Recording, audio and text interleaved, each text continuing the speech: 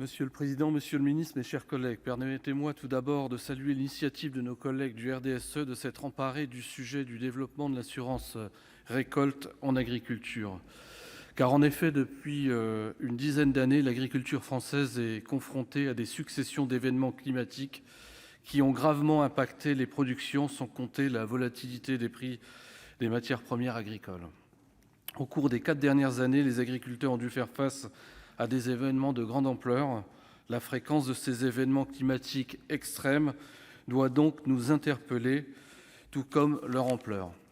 Entre 2016 et 2019, le montant des dégâts a avoisiné 2 milliards d'euros.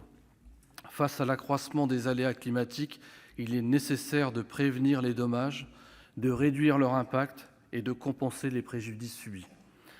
Il existe notamment un fonds public d'indemnisation, le régime des calamités agricoles, outil et politique historique du ministère de l'Agriculture. En complément de ce dispositif, l'assurance privée se développe mais peine à convaincre. Un tiers seulement des surfaces agricoles sont actuellement couvertes par un contrat d'assurance. Ce débat donc nous invite à réfléchir à cette situation qui ne saurait se prolonger.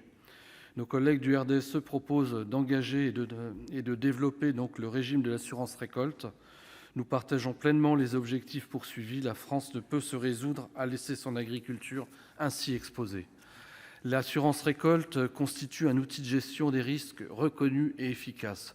Cependant, avec un ratio de plus de 100% entre les indemnités versées aux agriculteurs et les cotisations encaissées sur la période notamment 2005-2019, le marché de l'assurance récolte n'a pas atteint son équilibre technique et financier.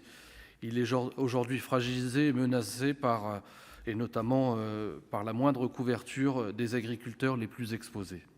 Par ailleurs, force est de constater que le système actuel n'est pas équilibré et ne s'appuie pas suffisamment sur la mutualisation nécessaire des risques et des sinistres.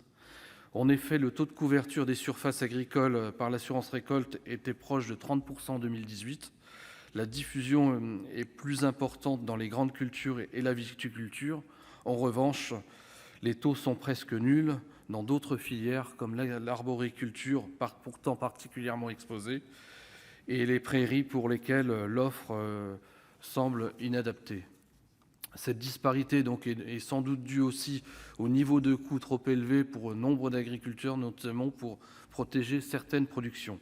Donc il nous semble important et absolument nécessaire d'améliorer le dispositif d'assurance récolte pour le rendre plus efficient, plus attractif et à défaut de le rendre obligatoire.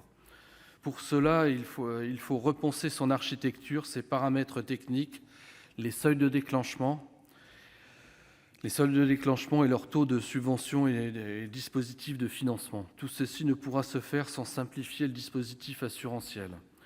Les 3 niveaux de garantie disposant de taux de subvention variables sont sans doute trop complexes. Il serait judicieux d'instaurer une part de seuil unique et un même taux de franchise. Et d'autre part, un seul niveau de garantie subventionnable identique pour tous les groupes de cultures, en s'appuyant sur une mutualisation interculture, interrégionale et interrisque. Ce dernier point nous semble fondamental. Concernant la limite du prix subventionnel, il faut aussi entamer une démarche de simplification, tant pour les assurés que pour les assureurs.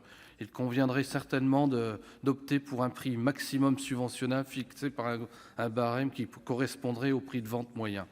Enfin, concernant l'indemnisation concrète des agriculteurs, l'Europe s'est engagée largement, et la France s'est largement impliquée à travers le règlement Omnibus. Il permet d'augmenter le taux de financement de l'assurance récolte à 70% au lieu de 65% et de baisser son taux de déclenchement de 30 à 20% de perte de rendement. La France doit donc intégrer ces nouvelles possibilités.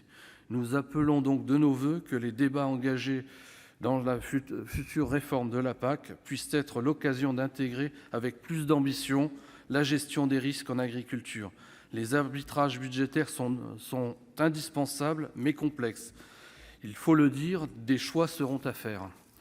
C'est sans doute plus stratégique pour garantir la souveraineté alimentaire que certaines annonces faites il y a quelques jours par la Commission européenne en matière d'agriculture, annonces qui nous semblent déconnectées des réalités stratégiques actuelles et d'ailleurs à contre-courant des grandes puissances mondiales.